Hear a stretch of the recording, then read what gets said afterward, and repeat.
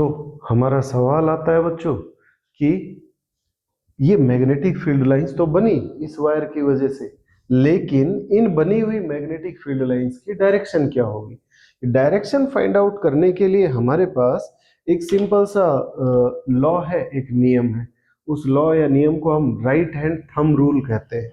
अब ये right hand thumb rule क्या कहता है, इस बात को समझने के लिए हम एक सिंपल सा वापस से यही इसी डायग्राम के ऊपर लौटते हैं।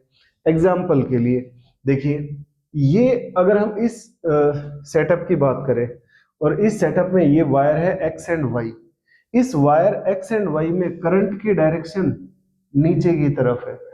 अगर हम इस करंट की डायरेक्शन में अपने राइट हैंड के अंगूठे को रखें और राइट हैंड के अंगूठे को रखें, अब हम ये मान लेते हैं कि ये जो इमेजिनरी वायर है ये पेन है, ठीक है। इस पेन के साथ में यहाँ ये करंट की डायरेक्शन है, तो हमारी उंगलियों की, जब उंगलियां इस वायर के चारों तरफ घुमाएंगे तो उंगलियों की जो डायरेक्शन है वो मैग्नेटिक फील्ड लाइंस की डायरेक्शन को शो करेगी। जैसे कि इस केस में करंट जो है वो एक्स से वाई की तरफ यानी कि ऊपर से नीचे की तरफ फ्लो हो रहा है, हमारा अंगूठा ऊपर से नीचे की तरफ जाएगा, तो मैग्नेटिक फील्ड लाइंस इस वायर से लेफ्ट साइड में इस बोर्ड या प्लेन या फिर पेपर के अंदर जा रही है, इन टू द प्लेन।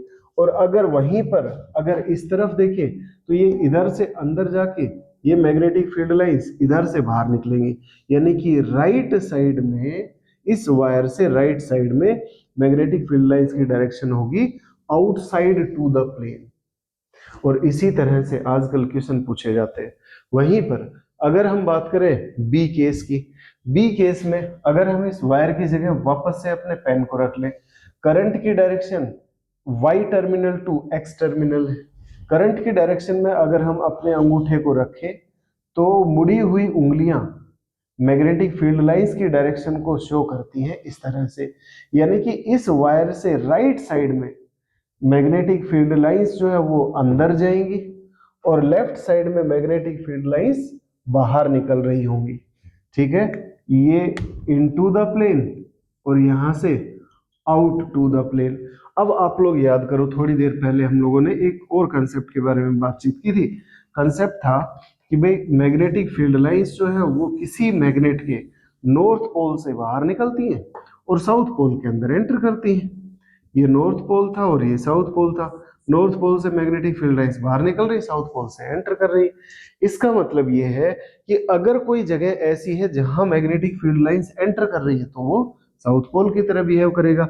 अगर कोई जगह ऐसी है जहां से मैग्नेटिक फील्ड लाइंस बाहर निकल रही है तो वो नॉर्थ पोल की तरह बिहेव करेगा।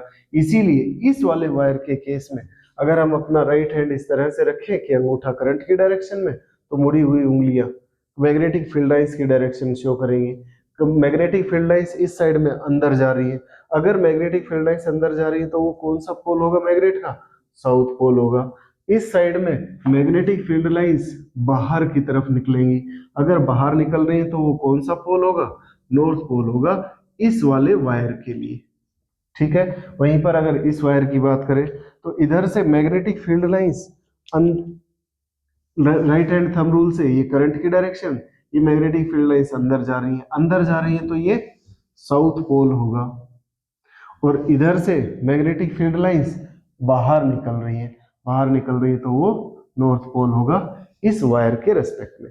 इस तरह से हम एक करंट कैरिंग कंडक्टर वायर्स के साइड में राइट और लेफ्ट साइड में मैग्नेटिक फील्ड लाइंस की डायरेक्शन इनटू द प्लेन होगी या आउटसाइड टू द प्लेन होगी, या फिर वो साउथ पोल की तरह बिहेव करेगा या फिर नॉर्थ पोल की तरह बिहेव करेगा, ये चीजें हम पता कर सकते हैं, जान सकते हैं।